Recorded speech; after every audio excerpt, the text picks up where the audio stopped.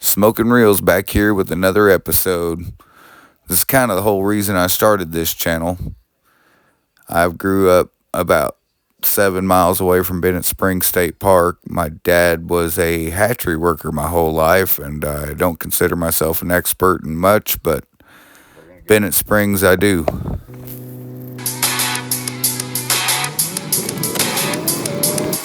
I've made this trip out of this driveway many times. Now that is my property that I've inherited that I am going to turn into an outfitter campground. I'm going to do guided fishing tours out of there, rent kayaks, canoes. I'm going to have some teepees on the land to rent out. But it's always been my dream to make some money off of this river, and I know it pretty well. But I'm taking you guys down to Bennett Springs. It's like I said, it's about 7 miles from my house.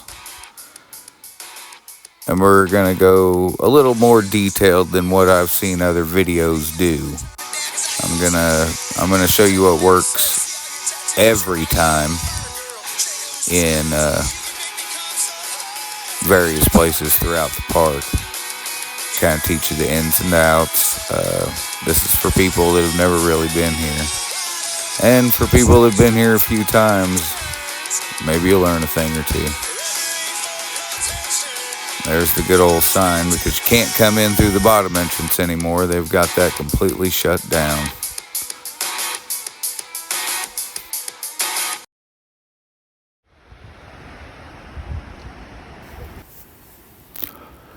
Man, everything I remember is gone, except for the old prisoner barracks there.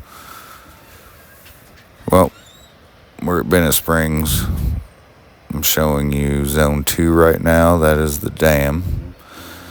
Now, from below the dam to the Whistle Bridge is artificial lures only, which means you can use treble hooks, you can use crankbaits, everything but soft plastics.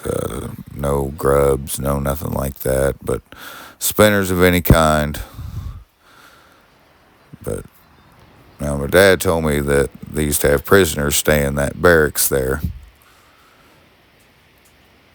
that helped build all the trails and the nature center way back in the early 80s. But everything else is gone, that I remember anyway. Now, Zone 2, I like fishing there a lot. It's quite busy sometimes, but it's a pretty nice little stretch of river. I will tend to, in the winter, fish here a lot, especially right below the dam. But during the season, it's a pretty busy spot. That sign says you can't fish on the other side, which is a shame, because there's a lot of fish that hold on that other side right there. But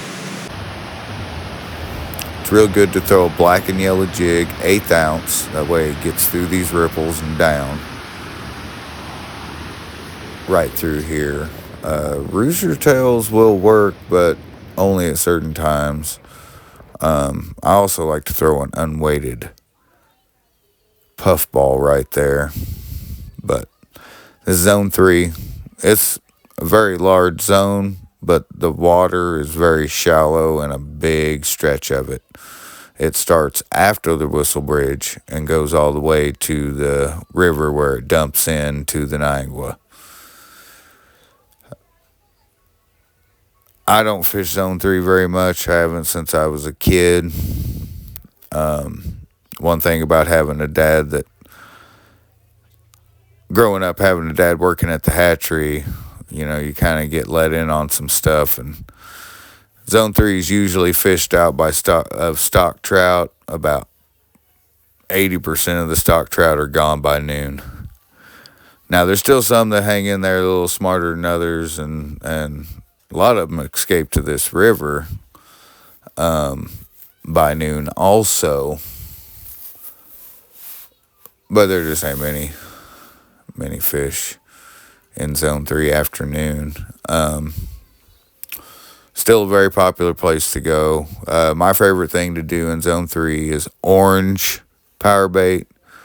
There are some newer synthetic eggs that I've seen some videos on that look like they make sense, because I use an unweighted puff ball in the same exact way in the spring and below the dam.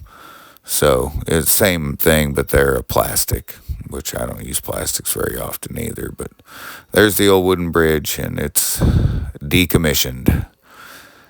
It is for pedestrians only, and probably better because I jumped that bridge once in a car, but well, that's for another. Anyway, no more about that story. Zone 1, this is my favorite place to fish. It is flies only, which means it's a single hook, and it has to have either fur or yarn or string attached to the hook in some way, which means a single hook rooster tail works. Spinner woolly boogers work. They're all legal.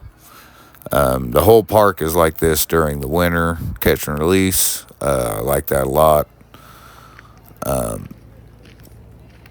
The main baits that I will always have in my pocket when I'm here is I'll always start the day out with a rooster tail. I always throw an 1/8 ounce. I'm using 2-pound test with usually a 5 foot or a 5/6 foot or a 5 foot 6 inch ultralight. 2-pound test strung through the whole thing, and then I'll throw a rooster tail in the morning, and then I'll go to the black and yellow jig, and I like to switch over to probably a puff ball, orange, chartreuse, just depending. And I like to fish right there at that spring. It's very diverse, a lot of different ways to fish there. There's also Holland Dam, and there's also a lot of good dry fly opportunities up here, including that spot right there, which is the overflow on the other side of the bridge, which has a lot of largemouth bass and a lot of good dry fly opportunities in here. But that's it for part 1. Part 2, we're going to get a lot more in depth into different. We're going to take each zone on one by one and the different spots in each zone, and like Holland's Dam in Zone 1 and above the dam, which is one of my other favorite spots. But come check out part 2 of Bennett Springs virtual guide, I guess, because they won't actually let you guide inside the park, but I can make a video about it, so I'm going to do that. We'll see you guys next time. Thank you. Making little Christmas trees out of toilet paper roll tubes or whatever.